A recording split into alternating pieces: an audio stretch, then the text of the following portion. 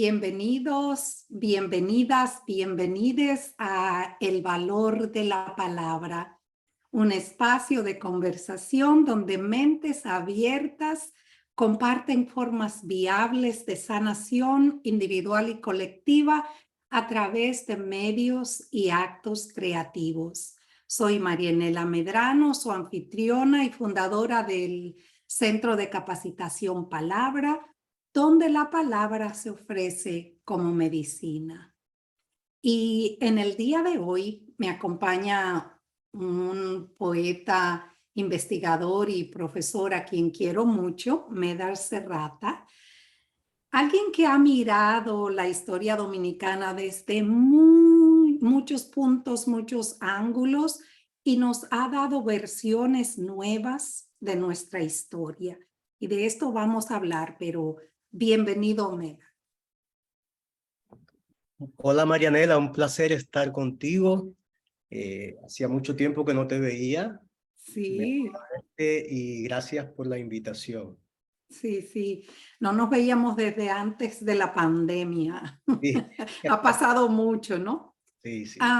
Medar, como acabo de decir, en el corazón de este podcast está la idea de la escritura como medio de sanación, de transformación, si le queremos llamar. ¿Cómo fue tu primer encuentro con la escritura en ese sentido? ¿Hay instancias en tu vida donde puedes señalar un momento de curación o de transformación a través de la escritura, o puede también ser de la lectura? ¿Hay un punto de tu vida que tú puedas señalar como que hubo o sanación o transformación? Ah, bueno, no sé si sería capaz de identificar un momento en particular de mi vida. Me parece, tengo la impresión, ahora que tú haces la pregunta, que probablemente ha sido así cada vez, ¿no? Por lo menos en lo que se refiere a la escritura poética, en mi caso.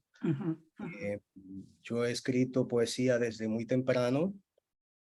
He publicado muy poco, pero he escrito bastante.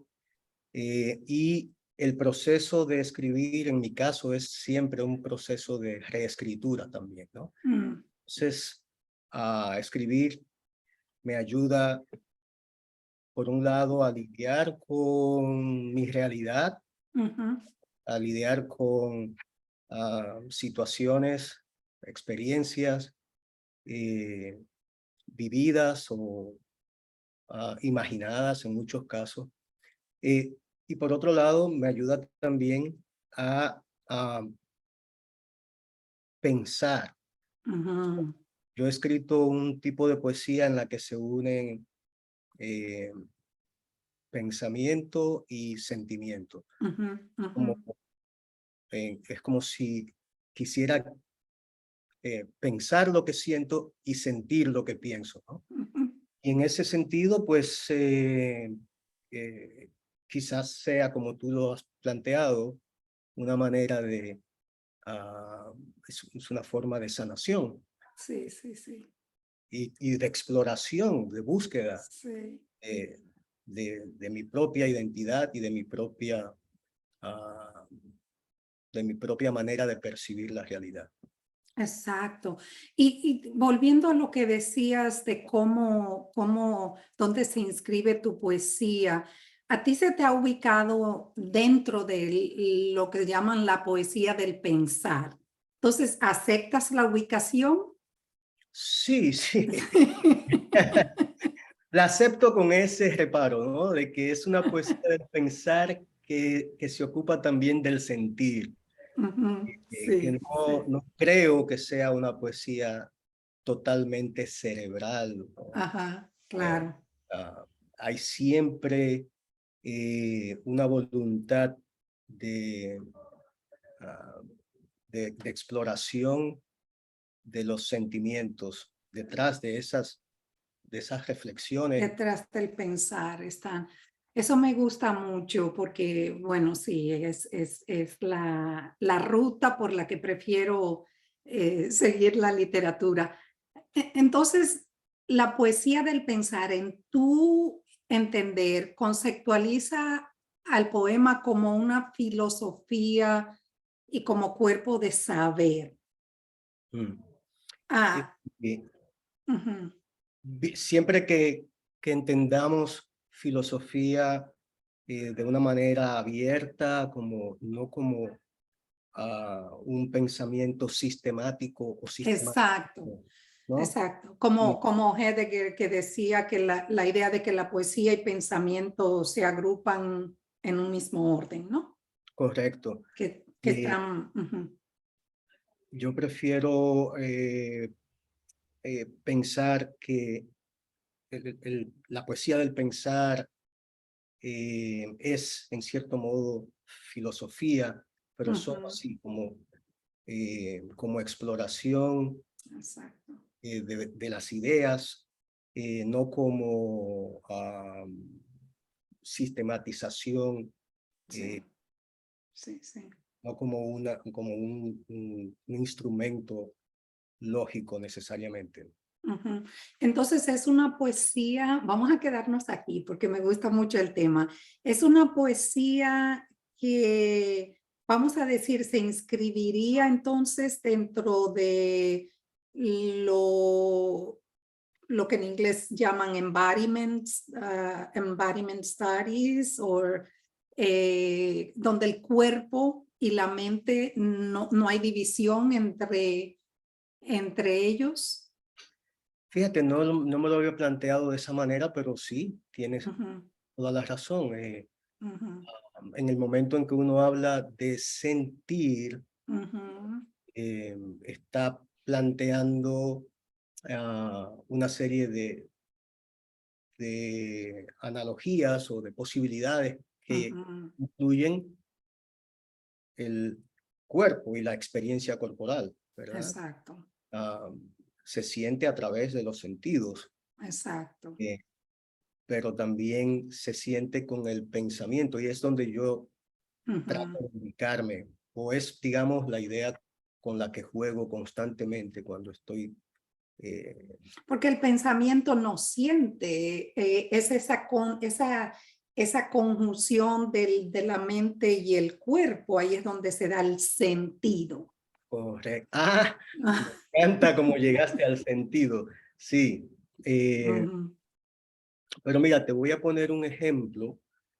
Eh, yo tengo un poema que se publicó recientemente en Plena Mar, que se llama ujú, Inato, y hay un verso en ese poema, es un poema largo, pero hay un verso que me sorprendió a mí mismo mientras conducía mi carro en ese entonces en Miami. Y en una autopista, pues me llegó la idea de, ¿Lo tienes? ¿Lo tienes en el frente o lo tienes en la mente? tengo en mi mente, Ok, ok, vamos. si la razón no destruyera lo que pienso, Ajá, el pensamiento acabaría por destruirme, ajá. ¿no? Yo pienso que bueno, ahí hay quizás una paradoja, Sí, sí, sí. eh, pero es un verso o un par de versos que hablan de la razón, Ujú, que plantean una cierta, am, una, que plantean una contradicción, una paradoja, mm, como dije ujú, antes, pero que al mismo tiempo evoca un sentimiento. Esa idea de que la razón podría destruirme ujú, solo puede surgir de un estado ujú, emocional, ujú. ¿no?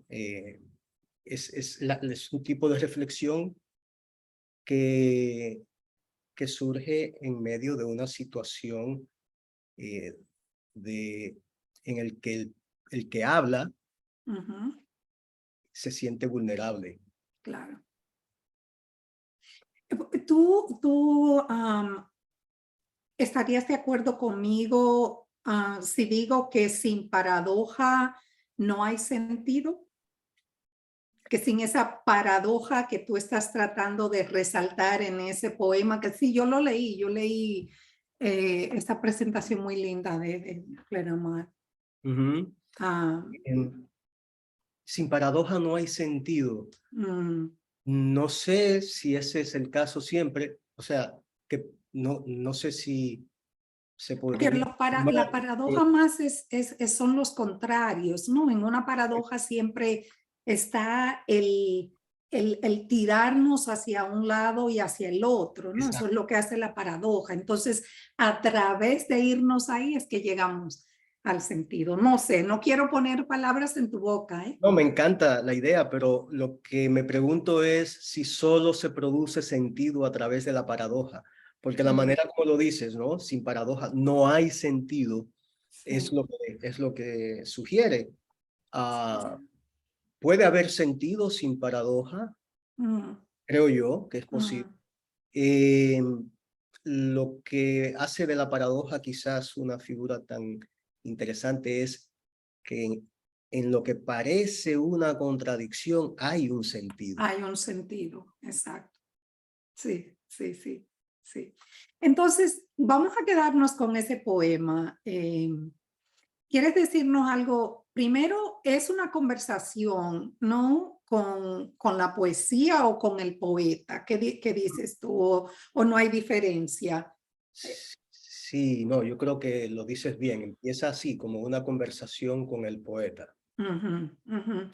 Entonces, vamos a volver a eso. Dinos algo del título primero y dinos más después de ese momento que te asaltó mientras conducías, ¿no? Y te llegó esa línea y luego entonces ahí me imagino que tuvo ese sentido de desgaje, de fluidez, que salió todo ese poema largo, ¿no? Ujú. Dinos un poco, primero el título y luego ese proceso de haber escrito ese poema. Bien. Bueno, el título Ostinato realmente surgió después del poema. Mm, Hace así siempre, no sé. ujú, ujú, Y fue un regalo de una amiga pianista, porque a quien le leí el poema mm, y me comentó acerca de unas ideas que se repiten de una manera un tanto ujú. obsesiva. Y me dijo que Obsesiva. obsesiva, sí, Ujú, ujú, eh, que en la música existe algo similar. eh, y que se conoce con el nombre de ostinato. A mí me gustó mm, ese ujú, comentario y dije, le voy a poner así, ujú, ujú, voy a tomar esa palabra como título. ujú, Y es eso, es un poema que surge como un diálogo, como tú ujú. dijiste, Sí, muy con interesante. Ujú, el poeta. Y que anécdota, para contarte también un poco sobre el origen del poema, ujú. surgió realmente de un diálogo o de un intercambio de correos, de mensajes de correo con el poeta Plinio Chaín, mi gran amigo. Ajá, ya, ya. Entonces, ese primer verso es casi sacado textualmente de un correo electrónico. De la conversación. Ujú. Sí, Pero él, ahí estoy yo interesada y ujú. hubo en esa conversación, y no tienes que decirnos exactamente la conversación, pero hubo un juego de contrarios en la conversación que te llevó a eso o fue simple fluir, solo por curiosidad. Bueno, no, el verso que da inicio al poema, que es precisamente así, poeta, Ujú, mago de la angustia y del desvelo, yo te saludo, ujú, digo que tu poder es asombroso. Es realmente una reacción ante lo que eh, Plinio en un mensaje anterior había dicho, ¿no? Algo que me pareció sorprendente que él pudiera captar sin que Ujú, yo le hubiera contado nada, toda una historia, ¿no? Imaginó lo que había pasado. Entonces, pues, eso fue solamente el inicio. ujú, Ya todo el poema se desarrolla fuera del ujú, pantalla o del teclado, ¿no? Eh, de la conversación directa con Plinio y se convierte en un poema autorreflexivo ujú, ujú. en el que estoy dialogando no con un poeta en particular ya, sino con Con la poesía, todos los dirías. poetas, Con ¿no? todos los poetas, ok. Con la poesía misma. Ujú, Es un intento de definir la poesía en el propio acto de poetizar. ujú, ujú. Sí. Tú sabes que a Freud se le atribuye la idea de que dijo que no es él, sino el poeta quien realmente conoce al inconsciente, Mm. que no es la ciencia, sino la poesía como tal.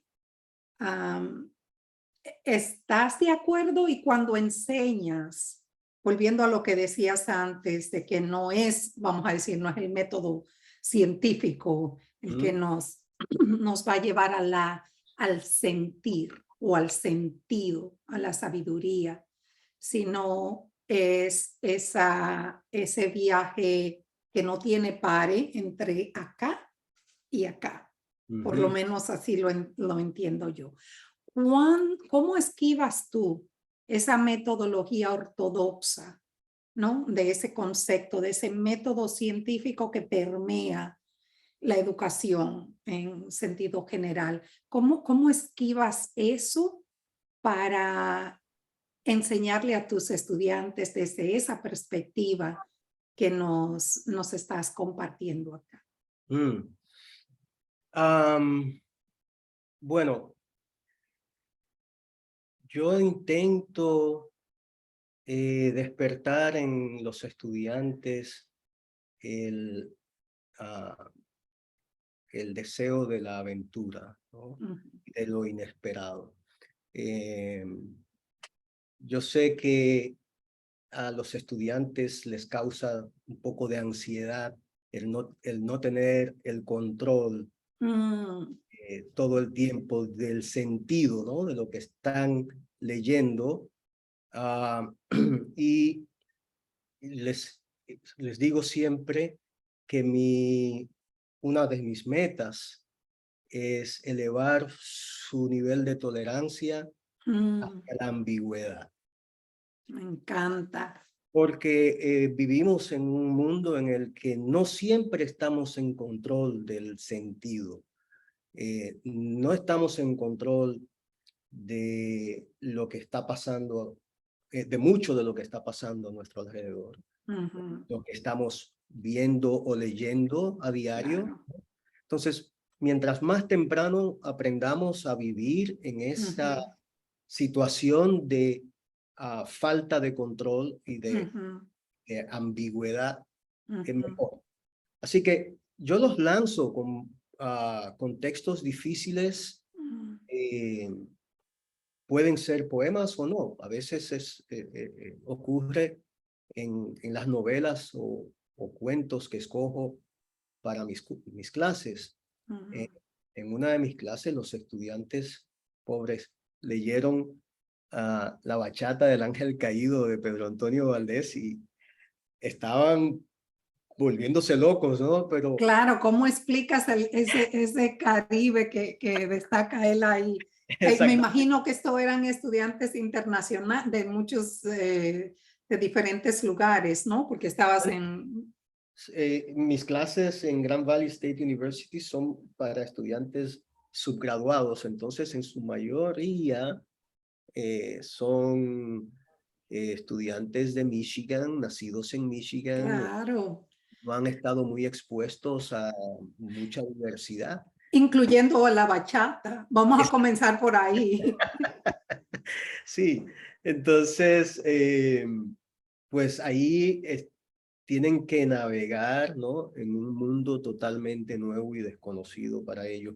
Mm, Y Puedo decir que al final, antes del final del curso, por supuesto, ya están mucho más relajados Ujú, y pueden disfrutar de ese ujú. desafío. Yo creo que hay un sentimiento de, ¿cómo se dice? Me viene la palabra en inglés y no en español, fíjate. Tírala y la traducimos. Achievement, ¿no? Ajá, de lograr. Sí, Sí, sí. cuando se ha pasado por una experiencia, Ujú, eh, por la experiencia de leer un texto difícil, claro. he podido crear sentido. Ujú, Parecía no tener ningún ujú, sentido al principio. ujú. Pero ese es un sentido que se construye en el diálogo.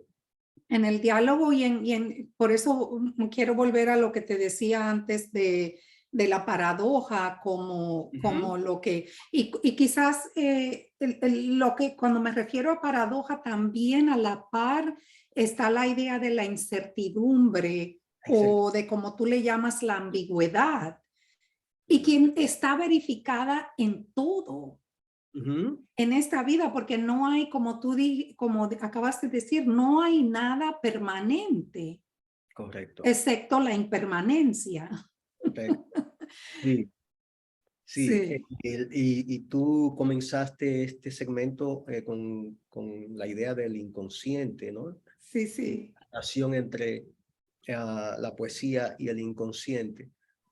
Pues el inconsciente precisamente tiene que ver con esa dimensión del ser humano Que es del cual vasta. no tenemos control o del Ujú, cual no tenemos conocimiento porque está operando por debajo del nivel de la ujú, conciencia, ¿verdad? ujú, ujú. Entonces sí, en cierto modo, la poesía se alimenta de allí.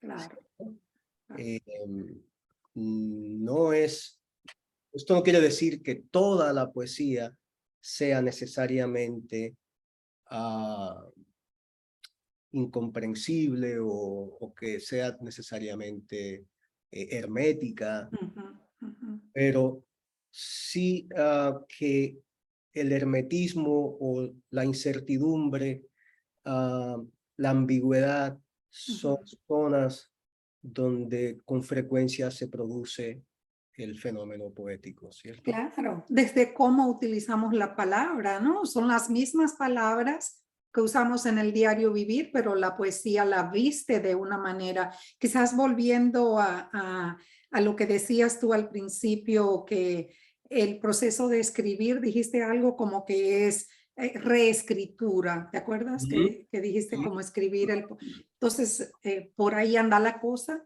sí, sí, en Ujú, efecto. En, yo, yo no sé si otros no tendrán la misma manera de escribir. ujú, Quizás en mi caso, eh, mi producción sea tan escasa precisamente por eso, pero yo ujú, te escribo ujú, excesivamente ujú. y, y es en el proceso de reescribir, de volver sobre lo escrito Ujú, y desarrollando el poema. exacto, O exacto. sea, por lo general un poema no se me da Ujú, de una vez, ¿no? ujú. Sino que es un proceso que puede tomar mucho tiempo. Ese En, proceso para ti, Medar, ¿pasa en la página o pasa dentro de ti primero? ¿El poema hierve dentro de ti primero y luego lo escribes o tu proceso es que el proceso es en la página misma o una combinación de ambos? yo pienso que es una combinación de ambas. Ujú, Mm, Bueno, te di el ejemplo del verso en el que yo estaba conduciendo. Ahí no estaba frente a la página, ¿verdad? exacto. Yo en mi mente primero. Ujú, eh, y quizás luego frente a la página, después de escribir ese primer verso, surja entonces el verso que le sigue. ujú.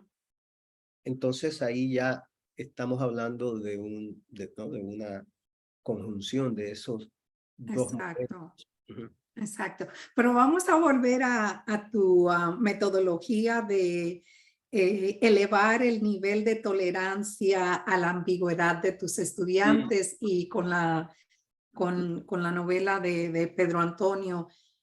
Cuéntanos más, qué fue lo que más te asombró en ese proceso de, de exponer a tus estudiantes a una realidad que quizás para ellos fuera quizás fantástica, no sé, dinos cuál fue esa experiencia desde tu punto de vista, desde el observador Ujú. de esos estudiantes. Bueno, te puedes imaginar, ¿no? La primera dificultad que deben superar los estudiantes es la de entender literalmente qué dice el texto, porque son Ujú, estudiantes que están aprendiendo español, no son ujú. la mayoría de los casos eh, hispanohablantes, no nativo hablantes del Sí, español. sí, sí. Son estudiantes que hablan español como segunda lengua. Ujú, Perdón. Y bueno, una parte importante del ejercicio de leer un texto difícil para la clase consiste precisamente en am, aclarar ese ujú, sentido literal. ujú, O sea, antes que podamos hablar de las ideas o de lo que significa lo que estamos leyendo, primero tenemos que saber qué exactamente está ocurriendo, ¿no? ¿Qué fue lo que pasó? el contexto, ¿no? Sí, y se producen malos entendidos, por supuesto, malentendidos, los estudiantes en sus casas leyendo solos, enfrentándose con este monstruo, ¿no? Sin ayuda del profesor o de un Ujú, compañero, ujú, pues eh, muchas veces entienden algo distinto de lo que literalmente dice ujú, lo que está en la página. ujú, Em, pero una vez, bueno, aclarar superar ese primer obstáculo toma un tiempo de negociación del sentido, del significado que se ujú, produce en el aula entre los propios estudiantes trabajando en grupos, que es como me gusta trabajar en la clase. ujú, Y luego viene esa otra dificultad, que es eh, qué hay implícito en esto que ujú, acabo de leer. ¿Cuál es el significado que tiene a nivel simbólico, ujú, ujú, cultural, ¿no? Eh, ¿Cómo podemos poner esto en el contexto de la historia o de la cultura del Caribe, por lo que hemos leído antes?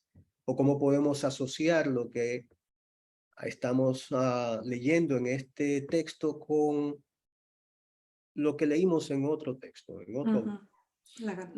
Sí, sí, sí. Intertextualidad, La entonces, ¿no? intertextualidad, Ujú, correcto. Y bueno, y lo que me ha pasado es ver, en, mira, en una de mis clases sobre la ciudad en la novela latinoamericana, am, yo tenía una estudiante que era eh, increíblemente tímida, ¿no? Era ujú, alguien que no se atrevía a decir una palabra ujú, al ujú, principio del curso. ujú, Eh, y un día, de repente, esa estudiante levanta la mano y da una opinión sobre un fragmento particularmente difícil de La región más transparente de Carlos Fuentes.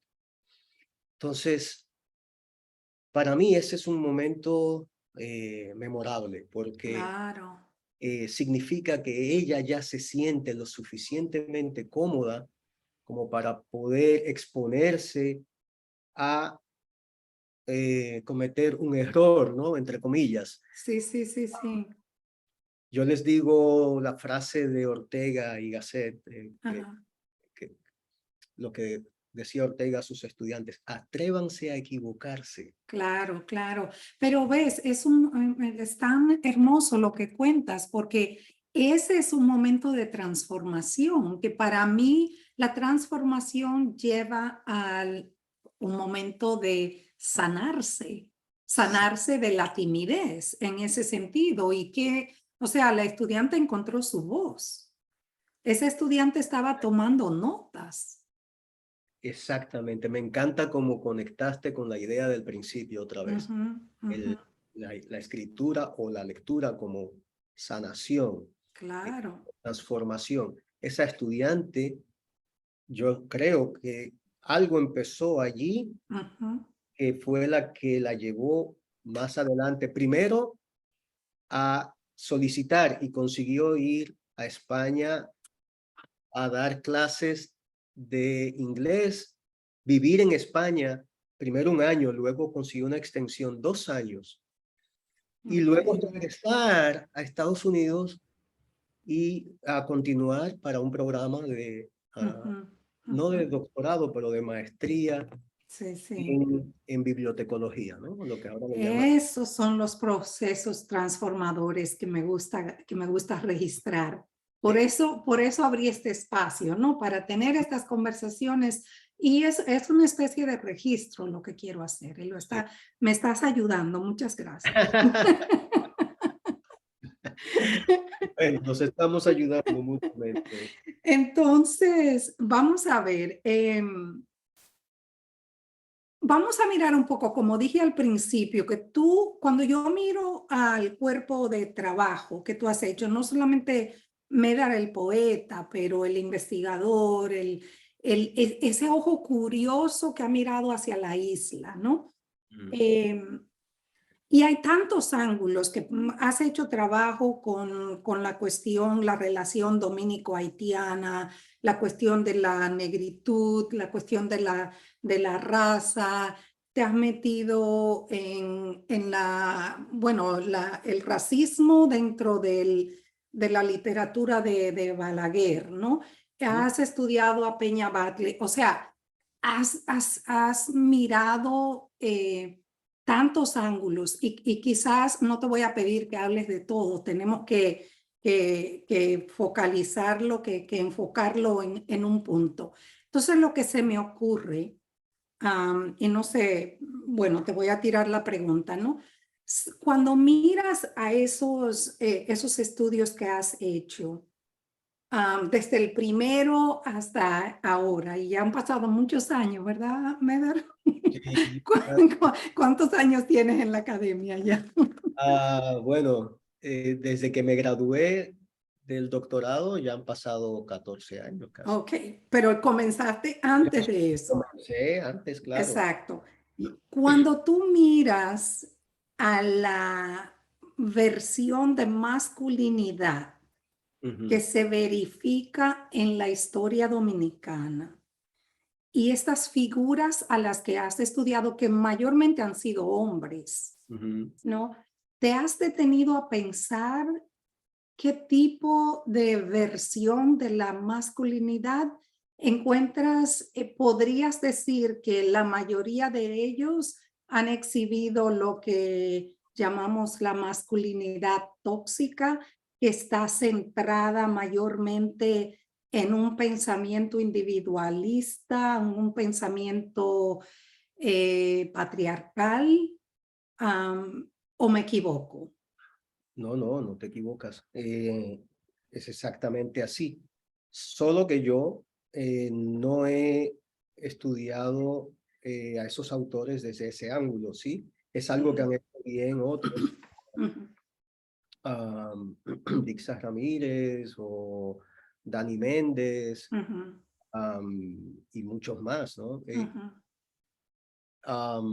Lo que a mí me ha llamado la atención desde un primer momento, en un primer momento fue la relación entre poesía e historia, o Ujú, literatura e historia. ujú, Yo escribí mi tesis de maestría sobre ah, la noción de la encarnación de la poesía en la historia, ujú, la ujú, obra de Octavio Paz. ujú. Este fue mi primer trabajo dentro de la carrera, ¿no? A nivel ya de posgrado.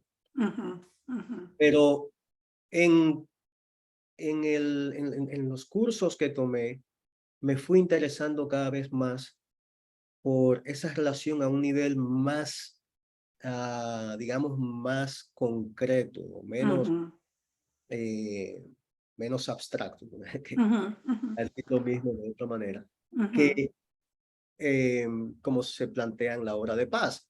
Y fue en los escritores de la dictadura donde encontré esa articulación entre poesía e historia en su expresión, digamos, más violenta. Eh, Exacto, pero ahí es donde voy. Entonces, ¿qué produce la violencia? Es esa masculinidad tóxica. Sin la ¿Mm? masculinidad tóxica, no hay violencia. No, estoy totalmente de acuerdo. Y es algo que estoy explorando ahora en mi capacidad de profesor en el Instituto Bono, Ujú, la obra de Junot Díaz, ¿no? Con la ujú, novela ujú, The Brief and Wondrous Life of Oscar Wilde, que estamos leyendo en traducción. ujú. Y claro, Junot Díaz construye sus personajes alrededor, en gran medida alrededor de esa idea, ¿no?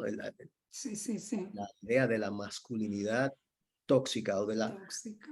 la, um, la performance de la Ujú, masculinidad ujú, ujú. eh, en la cultura dominicana, ¿sí? Sí, sí. Eh, Es ah, tan necesario. Yo creo que, perdón que te interrumpa, que me da tanta confianza, Medar, porque por lo que dije antes, de cómo tú has mirado a la historia desde tantos ángulos y que entonces ahora vayas a focalizar, a enfocarte en eso precisamente, porque creo que sí, que YouNow nos ha dado a nosotros casi como, ¿cómo diríamos? Como personajes ujú, de cómics, como diría, de tiras cómicas sí, de esa masculinidad tóxica. Eso es sí, lo que Junot ha hecho en su obra. sí, sí, lo ha hecho Sí, en cuentos, ¿no? De su primer libro, en Drown,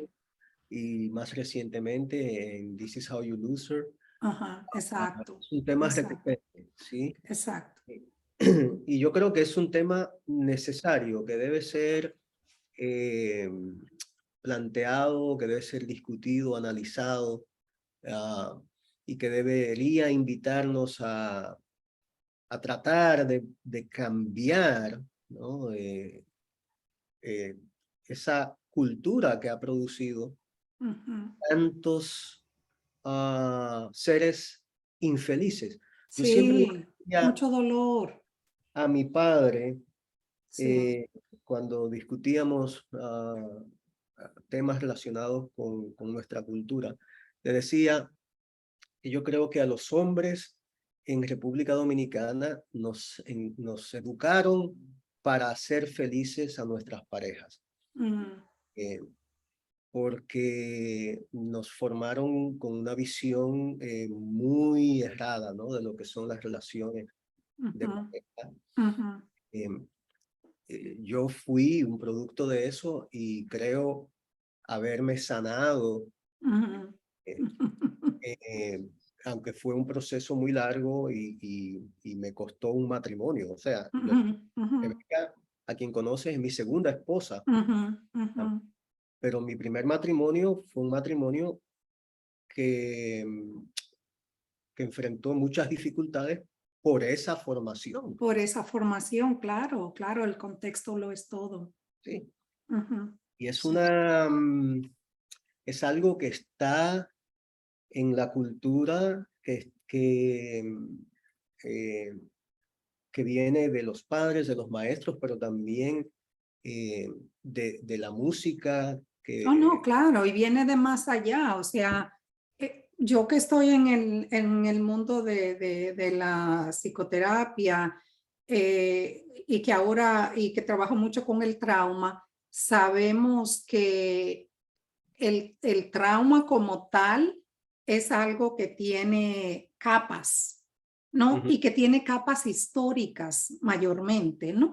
Que tenemos ese legado, ¿no? De dolor que se ha ido pasando. Y por ejemplo, acá en Estados Unidos hay un colega que escribió un libro, My Grandmother's Hands, que es un libro que mira a la cuestión pre-postcolonial ujú. y el trauma y cómo los colonos trajeron el trauma con ello y y impusieron ese trauma a las Ujú. personas que colonizaron y cómo eso entonces se va pasando de capa en capa, ¿no? Sí, Entonces, lo que te llegó a ti, lo que me llegó a mí, no es tan inmediato como pensamos. ¿A exactamente. eso te refieres? Que es, sí.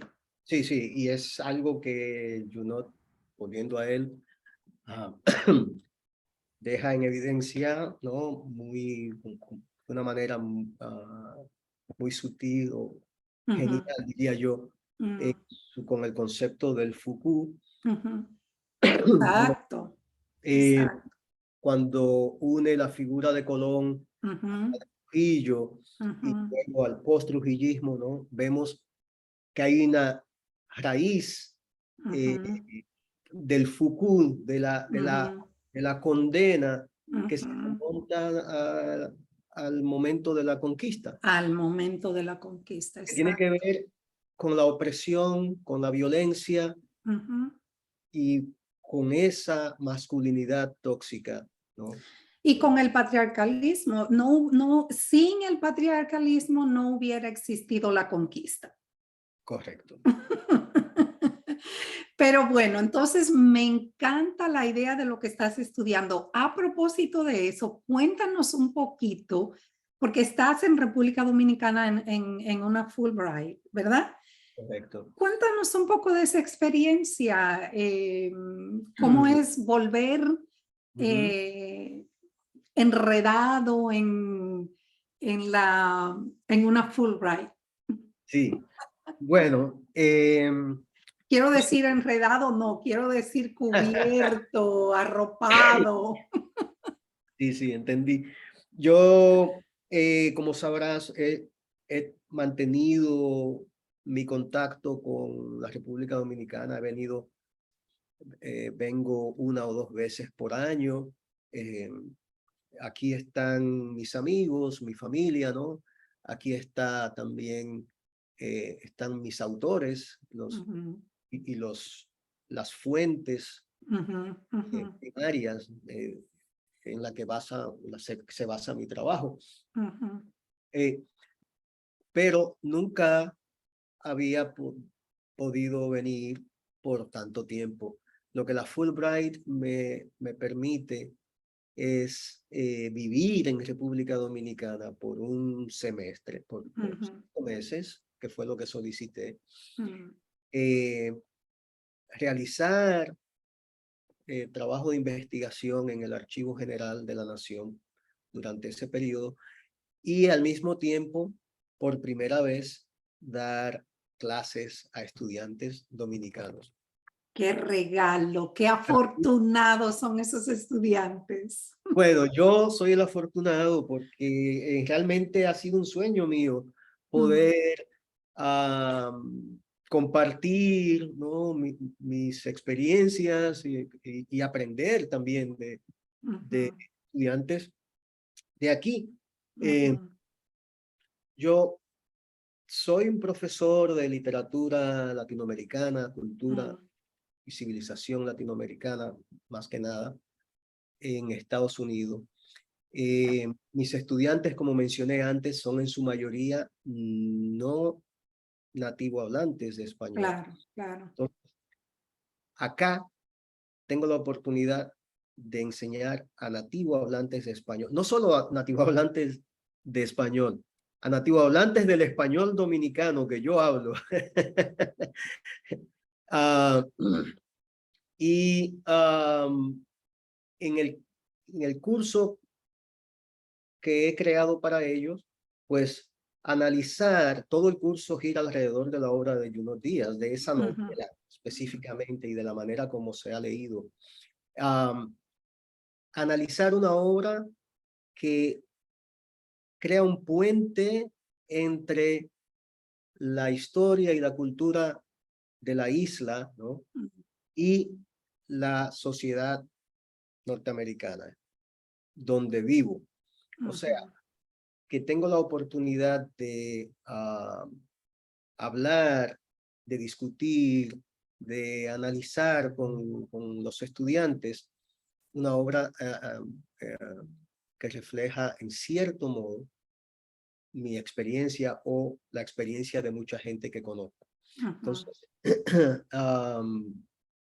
ya comenzaron las clases hace 2 semanas y estoy fascinado. Estás en el paraíso literario.